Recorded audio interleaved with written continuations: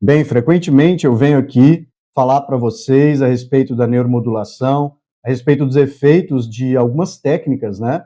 Sobretudo em desordens que estão no nosso dia a dia, né, como um todo.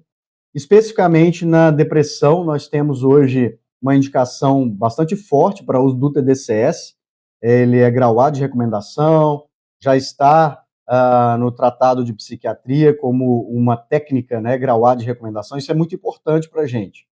E aí nós temos uma série de artigos científicos, inclusive meta-análises, dizendo que sim, o TDCS ele tem um efeito muito poderoso aí para o tratamento de depressão. Pois bem, nós temos alguns outros estudos com a estimulação auricular vagal, mostrando que ela também é uma boa alternativa comparada à medicação. Então, já foi comparado com o escitalopram, comparado com sertralina, e os efeitos foram os mesmos da medicação ao longo do tempo. Nós resolvemos, então, fazer uma intervenção combinada com esse paciente. Então, fizemos uma intervenção com TDCS, visando potencializar aí a perfusão cerebral, principalmente na região do córtex frontal e pré-frontal. Fizemos também a estimulação auricular vagal simultaneamente ao TDCS e também aplicamos uma técnica de uma tarefa, né? E essa tarefa era um treino de velocidade de reação, que constituía, na verdade, dar um estímulo vibrotátil no dedo do paciente e ele tinha que responder imediatamente após esse estímulo vibrotátil, fazendo uma pressão aí num dos dois botões de um mouse que a gente tem especial aqui. Então, veja que combinamos essas três técnicas, né? Uma tarefa específica e também uma estimulação por TDCS junto com a estimulação auricular vagal, e o paciente recebeu essa estimulação, esse treino, durante 3 semanas. Foram 6 atendimentos, então fizemos uma avaliação inicial, depois fizemos uma avaliação na 4ª semana. E aí eu queria mostrar um pouco dos resultados aqui para vocês, né? Aqui vocês estão vendo na tela agora a avaliação inicial que nós tivemos desse paciente. Então você percebe que a velocidade de reação dele estava muito prejudicada, né? Bem abaixo de 80 aí, que seria, digamos, o ideal. Então aqui nós temos um limiar, né, de, entre aspas, normalidade que a gente estabelece, que seria 80. A acurácia estava ok, a ordem temporal de julgamento estava ok, a percepção temporal também estava abaixo do desejado, plasticidade relativamente ok. Fadiga, então o paciente durante os testes, né, ele apresentou uma fadiga mental, uma fadiga cognitiva importante. Foco, esse aqui é um ponto muito importante, extremamente diminuído o foco, está muito ligado também digamos assim, a variabilidade da velocidade de reação ao longo do tempo, então o foco estava muito prejudicado. No geral, nós tivemos aqui uma resposta total do paciente, né, que é o índice geral de métricas corticais que a gente avalia, de 56, também muito abaixo de 80, que seria o desejado. E depois das 3 semanas de atendimento, nós tivemos uma 4ª semana de avaliação, que é o que você está observando aí na tela agora. Então veja que nós temos aqui 4 semanas, a velocidade já bem acima, né, na 4ª semana, isso com 2 atendimentos apenas, tá?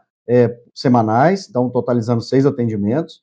A acurácia melhorou, a ordem temporal de julgamento se manteve, a percepção temporal melhorou, um leve decréscimo aí na plasticidade, ainda dentro do padrão de normalidade. A fadiga, então veja que a fadiga do paciente, que era um ponto muito importante aqui, muito interessante, assim como a velocidade de reação aumentou muito, foi para o máximo, e também o foco.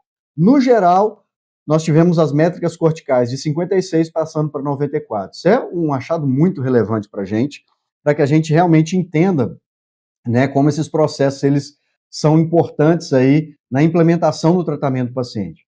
Mas você deve estar pensando assim, ok, neurofisiologicamente eu entendi, o paciente teve um progresso, isso é muito importante, mas e clinicamente? Nós precisamos saber se os sintomas do paciente realmente foram melhorados ou debelados nesse caso. Pois bem, agora você está vendo na sua tela aí um gráfico que nós fizemos especialmente para mostrar o quadro desse paciente, e quando ele chegou, logo de início, foi feita uma avaliação pelo neuropsicólogo da nossa equipe aqui, e nós tivemos um score de 21 no questionário de Beck, que é um questionário validado para mensurar os níveis, a severidade da depressão nesses pacientes. Nós tivemos aí uma classificação de depressão moderada nesse paciente.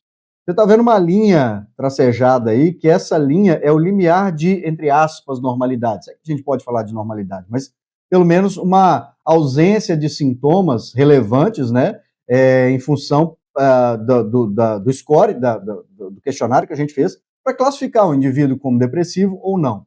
E veja que depois de 4 semanas, esse indivíduo ele apresentava um score de 4, abaixo do limiar de 9 para a classificação desse indivíduo como depressivo. Então, em tese, nós tivemos uma melhora muito, muito importante, muito relevante nesse quadro depressivo do paciente, mostrando, né, mais uma vez, a gente reiteradamente tem trazido aqui para vocês casos e também depoimentos, não só de pacientes, mas também de outros terapeutas, de pessoas que trabalham com a neuromodulação, mostrando a efetividade dessa técnica.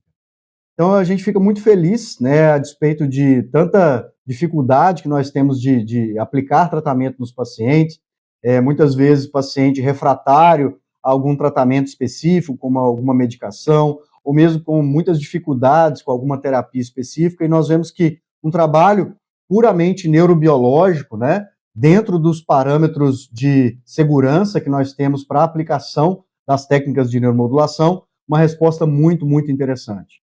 Então, eu te convido, né, a conhecer sempre mais da neuromodulação aqui no nosso canal, aqui nesse Instagram, e também nós temos uma série de treinamentos, né, para que você conheça desde a base da neuromodulação, entenda o que é a neuromodulação como um todo, e também você possa chegar até mestrado, doutorado, se especializar nisso, caso você ache que esse é o caminho para você e para os seus pacientes também. Nós realmente temos tido excelentes resultados no nosso ambulatório, pessoas que tratam, que utilizam, têm tido também um excelente resultado, e é muito importante que você conheça essas técnicas, que você tenha contato com elas, para que o seu tratamento ele seja também mais abrangente, mais compreensivo. E no final das contas, claro, nossos pacientes eles possam se beneficiar cada vez mais com a nossa técnica. Muito obrigado pela sua atenção e eu te vejo no próximo vídeo.